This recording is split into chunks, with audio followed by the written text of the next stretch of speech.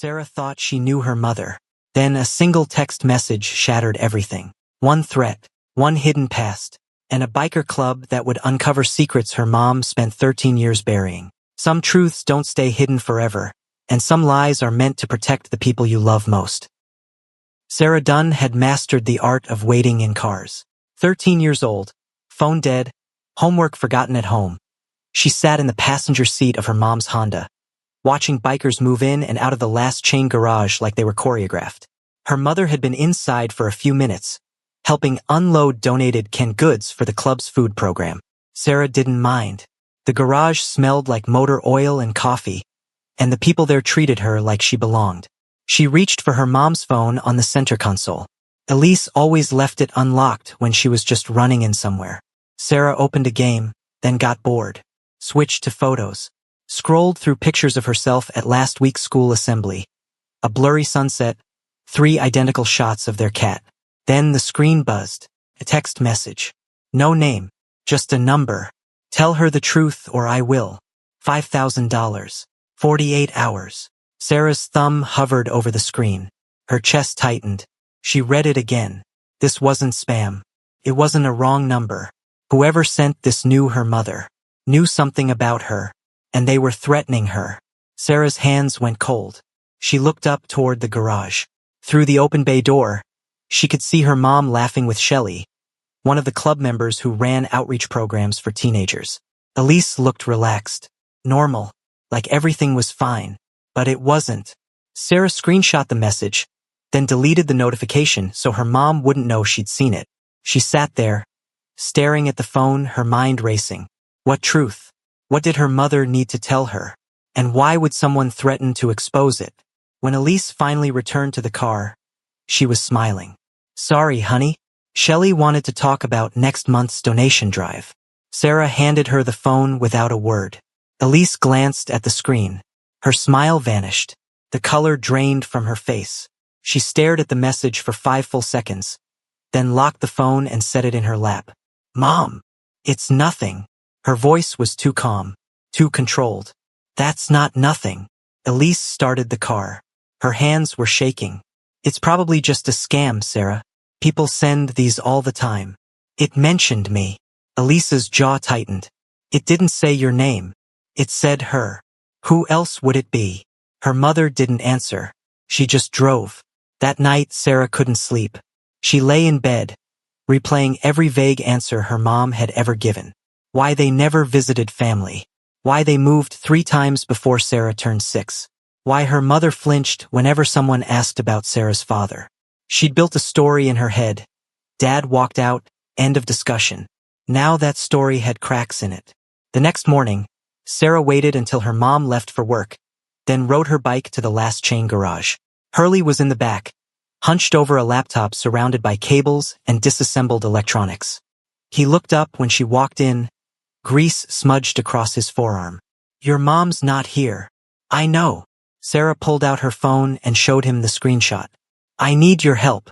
Hurley studied the message, then looked at her. Does she know you're showing me this? Not yet. He leaned back in his chair, considering. I can't dig into someone's phone without permission. Kid. That's a line. Then ask her. Hurley sighed, but he didn't say no. An hour later, Elise arrived at the garage.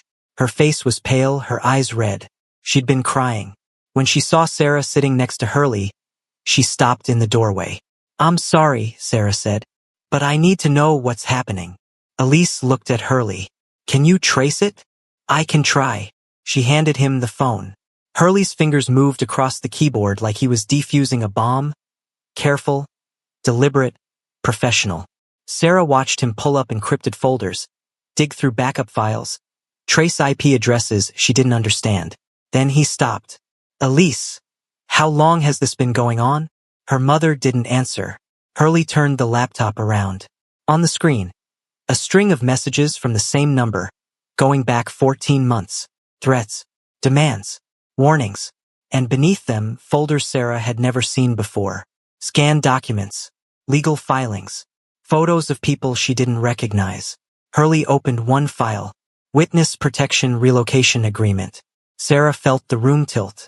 Mom, Her voice cracked. What is this? Elise closed her eyes. When she opened them, the lines around her mouth had deepened. She looked like someone who'd been running for years and just hit a wall. I'll tell you, she whispered. But not here. Hurley printed a single page from the files, a timeline with dates, locations, and redacted names. He handed it to Elise. Whoever this is, they know everything. Elise folded the paper and slipped it into her pocket. Then she looked at her daughter. We need to talk. The back office of the Last Chain garage smelled like stale coffee and old leather. Graham sat across from Elise, his arms folded on the scarred wooden desk. He didn't look angry. He looked patient, dangerous in a different way. Sarah stood near the door, refusing to sit. She wanted to be able to leave if this got too hard to hear. Start from the beginning, Graham said. Elise's hands were wrapped around a mug she hadn't touched. I was 22, living in Nevada. I got involved with people I shouldn't have trusted. What kind of people? Sarah's voice was sharper than she intended. Her mother flinched. The kind who made money by erasing other people's identities. Selling them. We ran fraud schemes across state lines. Fake IDs, stolen social security numbers, shell companies for smuggling operations. Sarah felt sick. You stole from people? I moved money, set up safe houses, forged documents. Elise finally looked at her. I told myself I wasn't hurting anyone directly, but I was. I know that now. Graham leaned forward. Who ran the crew? Elise hesitated. The name seemed to stick in her throat. Seamus Brighton. People called him Torch. Graham's expression didn't change, but Sarah saw his fingers tighten on the edge of the desk. And his enforcer? Graham asked. Nick Shaw. The room went quiet. Graham sat back slowly. Torch Brighton tried to use our club 10 years ago.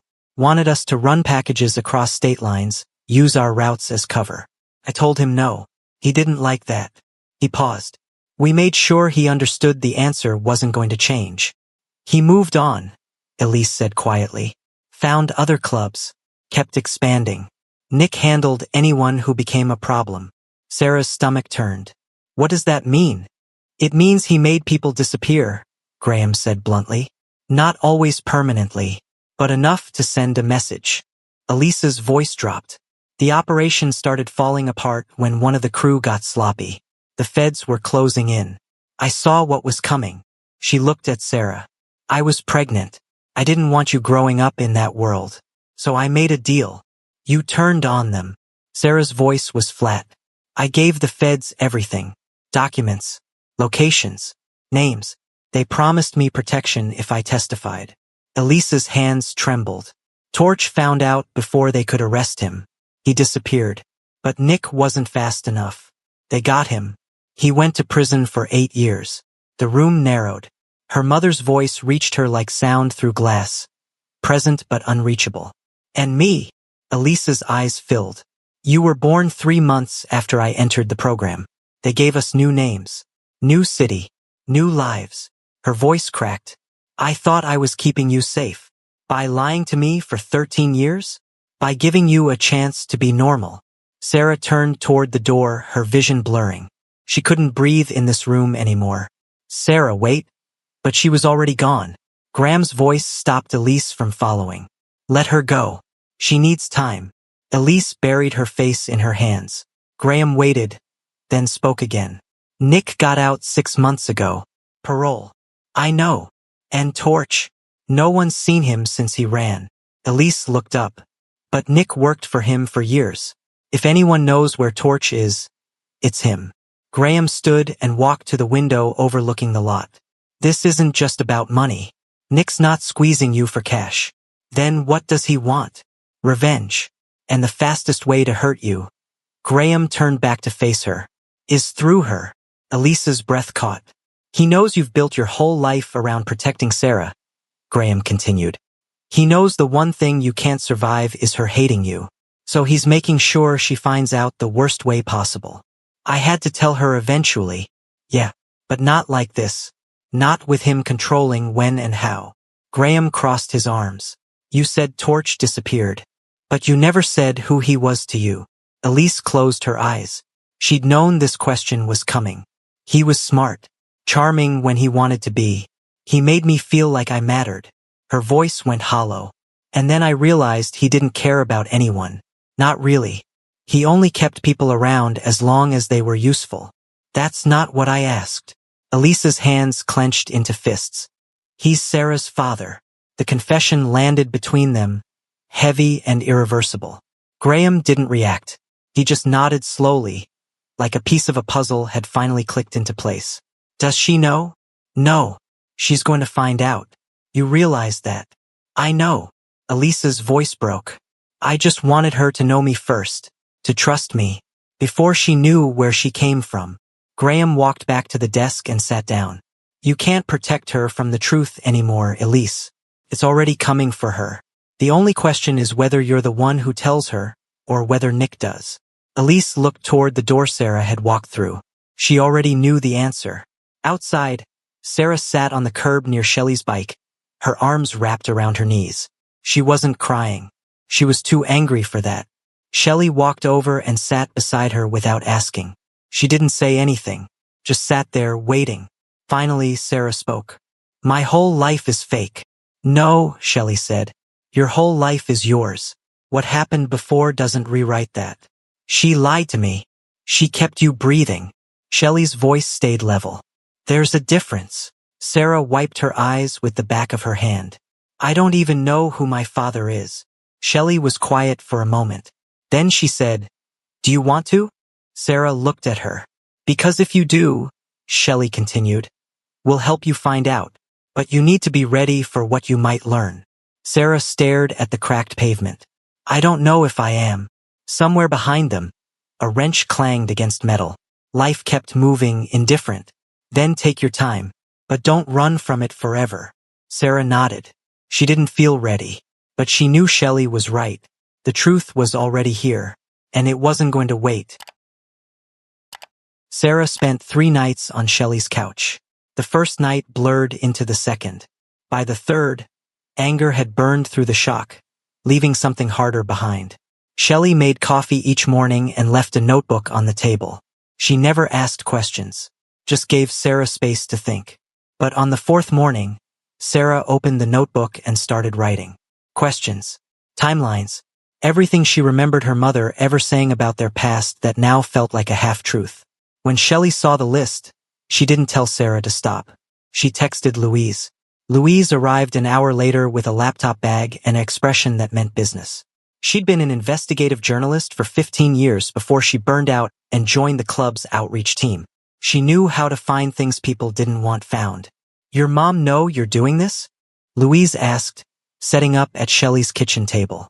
Sarah shook her head. Does it matter? Louise considered that. Depends on what you're ready to handle. I'm ready. Louise opened her laptop. Then let's start with the basics. What name were you born under? Sarah blinked. She hadn't thought about that. I don't know. Your birth certificate would have it. But if your mom entered witness protection while pregnant, they probably issued a new one under your current name. Louise pulled up a database. We need to find the original filing. What city were you born in? Carson City. That's what my birth certificate says. Louise typed quickly. But was that true, or part of the cover? Sarah felt the ground shift again. She didn't even know where she'd actually been born. Louise worked in silence for 20 minutes, cross-referencing hospital records, sealed court documents, and federal witness protection filings she accessed through old contacts who owed her favors. Sarah watched names and dates scroll across the screen, none of them familiar. Then Louise stopped. Got it. She turned the laptop around. This is your original birth record, Louise said quietly. You were born in Reno, Nevada. Your full name is Sarah Elise Brighton. Your mother is Elise Marie Vaughn, and your father is Seamus Michael Brighton. Sarah stared at the name. Brighton, the same last name as the man her mother had described. The man who'd run the crew. The man Graham had refused to work with. Her father. Vaughn was your mom's real last name, Louise said gently. She took Dunn when she entered the program. Sarah couldn't speak. She'd spent her whole life as Sarah Dunn. But she'd been born Sarah Brighton. She didn't know which one was real anymore. Louise printed the document and slid it across the table. There's more. Your father was involved in over a dozen federal cases. Fraud, identity theft, conspiracy to commit interstate smuggling. But he was never arrested. He disappeared 2 weeks before your mom testified. Where is he now? No one knows.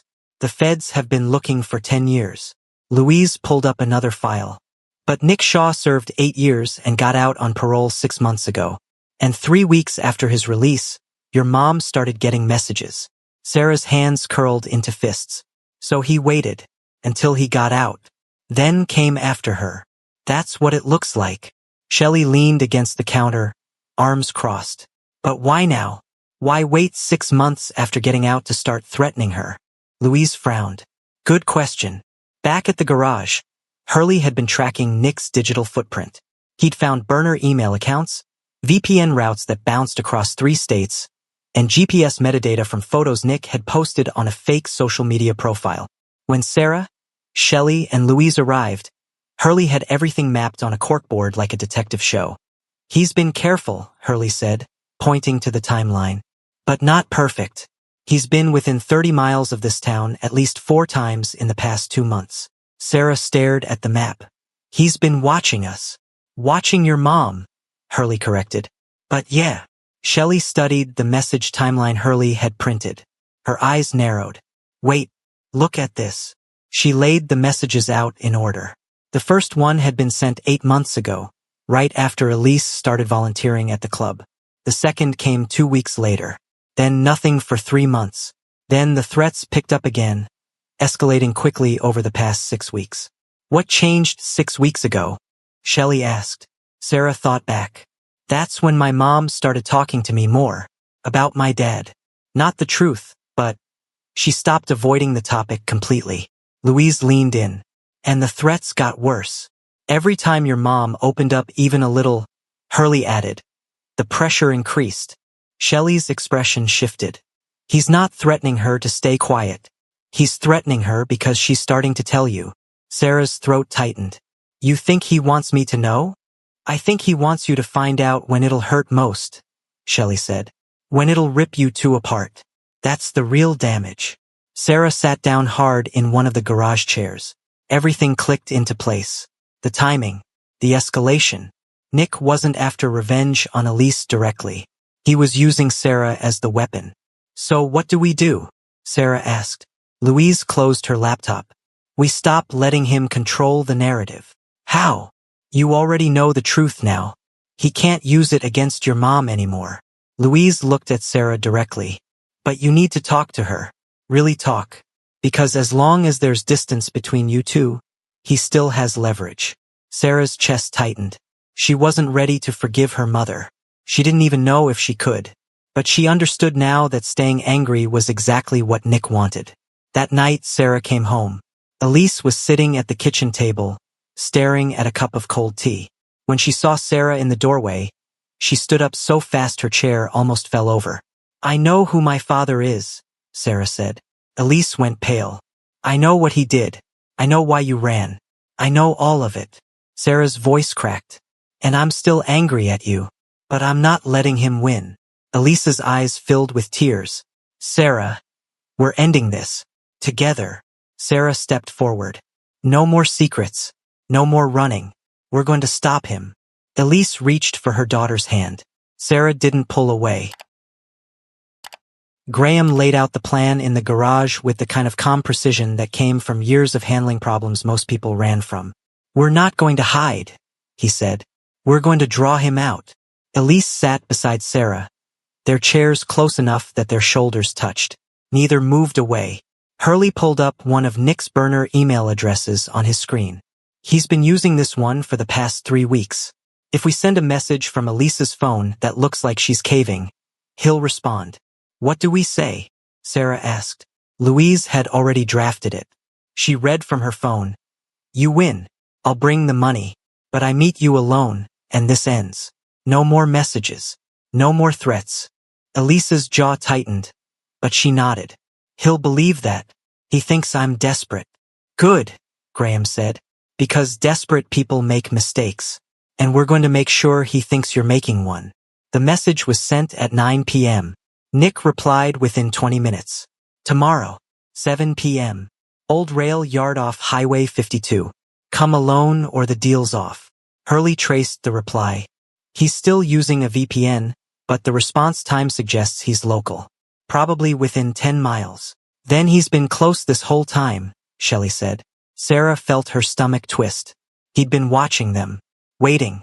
The next evening, they arrived an hour early. Graham parked his truck a quarter-mile down the road, hidden behind an abandoned equipment shed. Louise and Hurley stayed with him, laptops open, recording everything. Shelley positioned herself on higher ground with a clear sightline. Elise and Sarah stood in the open gravel lot near the rail yard, waiting. At exactly 7 p.m., a dark sedan pulled in. Nick stepped out slowly, hands visible, a thin smile on his face. He was older than Sarah expected. Mid-40s, graying at the temples, with the kind of lean build that looked wiry and unpredictable. Elise, he said like they were old friends. It's been a long time. Not long enough, Elise replied. His eyes slid to Sarah. And this must be the daughter. He studied her for a moment too long. You look like him, you know? Same stubborn jaw. Sarah didn't flinch. You don't get to talk about him. Nick raised an eyebrow. Touchy. Guess she knows then. He turned back to Elise. You finally told her the truth? How'd that go? She knows enough, Elise said evenly. Does she know Torch is still out there? That he's been looking for you both. Nick's smile widened. Or did you skip that part? Sarah's heart pounded, but she kept her voice steady. You're lying. Am I? Nick tilted his head. Torch doesn't forget, and he doesn't forgive. You think I'm the threat? I'm just the warm-up. Then why are you here? Sarah stepped forward, ignoring her mother's hand on her arm. If he's so dangerous, why are you the one shaking her down for money? Nick's smile faltered, just slightly. Because you're not working for him anymore, Sarah continued. You're working for yourself. And you thought you could use me to break her. Nick's expression hardened. Careful, kid. No. Sarah's voice didn't waver. You don't get to tell my story. I already know who I am. And you don't get to use that against her anymore. For the first time, Nick looked uncertain. That's when Louise stepped out from behind Graham's truck, holding a folder. We've got everything, Louise said, walking toward them. Every message, every threat, GPS metadata from your phone, parole violations, contact with known associates. She stopped 10 feet away and opened the folder. Enough to send you back to prison and reopen federal charges. Nick's jaw clenched. You're bluffing. Hurley emerged next, holding a tablet. IP logs, VPN routes, burner account registrations tied to your real name through a credit card you used once at a gas station in February. He turned the screen toward Nick. You got sloppy. Nick looked from Hurley to Louise to Graham, who now stood at the edge of the lot, arms crossed, waiting. This was a setup, Nick said quietly. Yeah, Sarah replied. It was. That's when the sheriff's cruiser rolled into the lot, lights off but engine running. Sheriff Dalton stepped out, one hand resting casually on his belt. Nick Shaw. Dalton's voice was calm. I'm going to need you to put your hands on the hood of your vehicle. Nick went still. His eyes found Elise. Sarah watched him calculate run, fight, or fold. But he didn't. He laughed once, sharp and hollow, then raised his hands. You think this changes anything? He said as Dalton cuffed him. Torch is still out there. And when he finds out you've been playing games, he won't send someone like me. Maybe, Elise said. But that's not your problem anymore. Nick was loaded into the cruiser. Dalton exchanged a few words with Graham, then drove off. The lot went quiet. Elise turned to Sarah. Are you okay? Sarah nodded, though her hands were still shaking. Yeah, I think so. Shelley climbed down from her lookout spot and jogged over. That was gutsy. That was stupid, Louise corrected, but she was smiling. But it worked. Graham walked up and clapped Sarah on the shoulder. You did good, kid. Sarah looked at her mother. Elise's eyes were bloodshot, but dry. She looked like someone who'd just set down something impossibly heavy. We're not done, Elise said quietly. He's right. Torch is still out there. Maybe, Graham said. But you're not alone anymore. And neither is she. Sarah reached for her mother's hand. This time, when Elise took it, Sarah didn't let go. 3 weeks later, Sarah stood in the last chain garage, staring at a disassembled motorcycle engine spread across a workbench. Hurley wandered over, wiping his hands on a rag. "You planning to rebuild that thing?" Sarah smirked. "No. First I'm gonna learn what it really is." Hurley laughed. "Smart kid." Across the lot, Elise was talking with Shelley about the next outreach event. She looked lighter, different. Sarah turned back to the engine, picked up a wrench and got to work. She didn't know what came next, but the not knowing didn't scare her anymore. Sarah didn't go back to being the girl she was before. That girl was built on fear and half-truths. Now she helps Hurley with database security, and she's writing her own story under her real name. What would you do if everything you knew about yourself turned out to be a lie? Comment below. And if this story moved you, don't forget to like, share, and subscribe to embrace the journey for more stories that dig deep. See you in our next video.